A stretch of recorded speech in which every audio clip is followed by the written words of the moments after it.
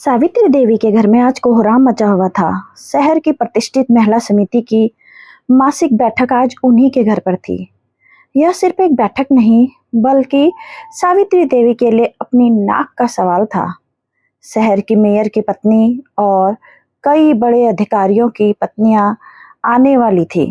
सावित्री देवी अपनी बहू अंजलि को निर्देश देने की बजाय उसे हिदायतें ज्यादा दे रही थी। अंजलि देख, तू बस मेहमानों के सामने पानी और चाय रखकर अंदर चली जाना।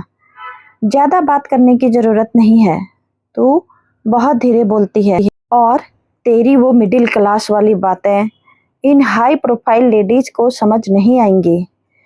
मैंने कैटरिंग वाले को बोल दिया है, वो कॉन्टिनेंटल खाना ला रहा है। तुझे बस प्लेट सजानी है। अंजलि ने सिर झुकाकर जी माँ जी कहा और किचन की तरफ मुड़ गई। अंजलि एक साधारण परिवार से थी। उसमें वो तेज तर्रारपन नहीं था जो सावित्री देवी अपनी बहू में देखना चाहती थी। सावित्री देवी अक्सर अपनी सहेलियों से कहती थी, मेरा बेटा तो हीरा है, पर बहू थोड़ी सुस्त मिल गई है। मॉडर्न जमाने के हिसाब से नहीं है। घड़ी की सुई 12 बजा रही थी। मेहमानों के आने में सिर्फ 1 घंटा बाकी था। तभी सावित्री देवी का फोन बजा। क्या एक्सीडेंट हो गया? अब खाना नहीं आ पाएगा? सावित्री देवी के चेहरे से रान उड़ गई। कैटरर की गाड़ी का एक्सीडेंट हो गया था और सारा खाना खराब हो चुका था। अब इतने कम समय में ना तो कोई दूसरा ऑर्डर लिया जा सकता था और ना ही होटल से इतना खाना आ सकता था। सावित्री देवी सोफे पर धम बैठ गई। हे भगवान, अब क्या होगा? मेरी तो नाक कट जाएगी। मिसेस शर्मा तो पहले से ही ताक में रहती हैं कि कब मुझे नीचा दिखाए। अब मैं उन्हें क्या खिलाऊंगी? बिस्कुट? अंजलि ने सास को परेशान देखा। वह समझ गई कि मामला गंभीर है। वह धीरे से सावित्री देवी के पास आई। माँ जी। हटो अंजलि, अभी मेरा दिमाग काम नहीं कर रहा है। सावित्री देवी ने झिड़क दिया। माँ जी, अगर आप इजाजत दें तो मैं कुछ बना लूं? अंजलि ने संकोच के साथ कहा। तू? सावित्री देवी ने अविश्वास से देखा। तुझे दाल चावल और सब्जी के अलावा आता ही क्या है? ये बड़े घरों की औरतें हैं। ये पास्ता और लजानिया खाने वाली हैं। तेरे हाथ की कढ़ी चावल खाकर वो मेरी हंसी उड़ाएंगी। माँ जी, 1 घंटा है। कुछ ना होने से तो कुछ होना बेहतर। मुझे एक मौका दीजिए। मैं अपनी माँ के हाथ की स्पेशल शाही थाली बना दूंगी। स्वाद की गारंटी मेरी है।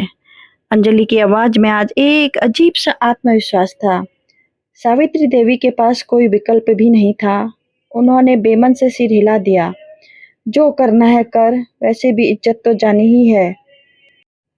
अगले 1 घंटे तक अंजलि ने जैसे साक्षात अन्नपूर्णा का रूप ले लिया। किचन से खटपट की आवाजें और मसालों की एक सौंधी महक आने लगी। वह कॉन्टिनेंटल खाने की नहीं थी, बल्कि शुद्ध देसी घी, हींग और खड़े मसालों की थी। मेहमान आ गए। ड्राइंग रूम में हंसी ठिठोली चल रही थी, लेकिन सावित्री देवी का दिल धक धक कर रहा था। जब खाने की बारी आई तो अंजलि ने सलीके से सजी हुई थालियां टेबल पर लगाई। मेनू में पास्ता नहीं था। वहां थे गर्मा गर्म हींग जीरे वाले आलू, मखमली पनीर, केसरिया पुलाव, बूंदी का रायता और ताजी फूली हुई पूरियां। और मीठे में अंजलि ने झटपट किया हुआ मूंग दाल का हलवा रखा था। मिसेस शर्मा ने थाली देखी और भौहें सिकोड़ी। अरे सावित्री, आज थीम देसी है क्या? हम तो इटालियन की उम्मीद कर रहे थे। सावित्री देवी जवाब देने ही वाली थी कि मेयर की पत्नी ने हलवे का एक चम्मच खाया। उनकी आंखें बंद हो गई। अद्भुत, उन्होंने कहा। सावित्री जी, सच कहूं तो होटलों का बेस्वाद खाना खा खाकर हम बोर हो गए थे। आज बरसों बाद ऐसा लगा जैसे माँ के हाथ का खाना खा रही हूँ। यह हलवा, इसमें जो स्वाद है वो किसी 5 स्टार होटल में नहीं मिल सकता। देखते ही देखते सारी महिलाएं चटकारे लेकर खाने लगी। जो खाना सावित्री देवी को साधारण लग रहा था, वह इन रईस महिलाओं के लिए लग्जरी बन गया था। सब ने एक स्वर में पूछा, यह किस शेफ ने बनाया है? सावित्री देवी की आंखों में पानी आ गया। उन्होंने किचन के दरवाजे पर खड़ी अंजलि को देखा, जो पसीने से तर-बतर थी, लेकिन चेहरे पर संतोष था। सावित्री देवी उठी, अंजलि का हाथ पकड़ा और उसे सबके बीच में ले आई। यह किसी शेफ ने नहीं, मेरी बहू अंजलि ने बनाया है, और सिर्फ 1 घंटे में। सावित्री देवी ने गर्व से कहा। सब ने अंजलि के लिए तालियां बजाई। मिसेस शर्मा भी चुप रह गई। शाम को जब सब चले गए तो घर में शांति थी। अंजलि किचन में बर्तन समेट रही थी। उसे लगा कि अब फिर वही रोज की दिनचर्या शुरू होगी। तभी सावित्री देवी किचन में आई। उनके हाथ में एक मखमली डिब्बा था। अंजलि, उन्होंने पुकारा। अंजलि पलटी। जी माँ जी, कुछ और चाहिए? हाँ, सावित्री देवी ने कहा। माफी। अंजलि चौंक गई। सावित्री देवी ने डिब्बा खोला और उसमें से सोने के कंगन थे, जो उन्होंने अपनी बेटी की शादी के लिए रखे थे। उन्होंने वे कंगन अंजलि के हाथ में पहना दिए। माँ जी, ये तेरे हैं। सावित्री का गला भर आया। आज तूने सिर्फ मेरी नाक नहीं बचाई, मेरी आंखें भी खोल दी।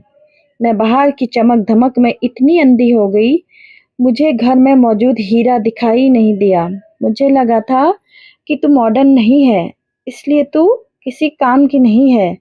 लेकिन आज समझ आया कि असली मॉडर्न होना कपड़े पहनने में नहीं, बल्कि मुसीबत के वक्त परिवार की ढाल बनने में है।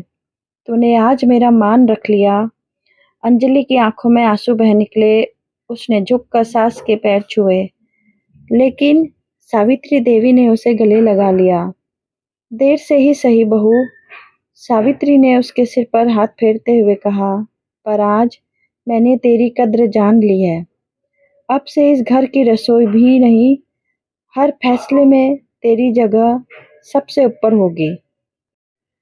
उस दिन अंजलि को महसूस हुआ कि कंगन का वजन उसकी कलाई पर नहीं, बल्कि उसके दिल पर पड़े बोझ को हल्का कर रहा था। सम्मान की भूख हर रिश्ते को होती है, और जब वह मिलता है तो रूखी रोटियों में भी अमृत का स्वाद आ जाता है। यह कहानी हमें सिखाती है कि किसी की सादगी को उसकी कमजोरी नहीं समझना चाहिए। अक्सर मुश्किल वक्त में वही लोग काम आते हैं जिन्हें हम सबसे ज़्यादा नज़रअंदाज करते हैं। दोस्तों, अगर आपको मेरी कहानी पसंद आए तो चैनल को लाइक से सब्सक्राइब जरूर करना। बैकग्राउंड में आने वाली आवाज़ों को अवॉइड करना। Thank you so much.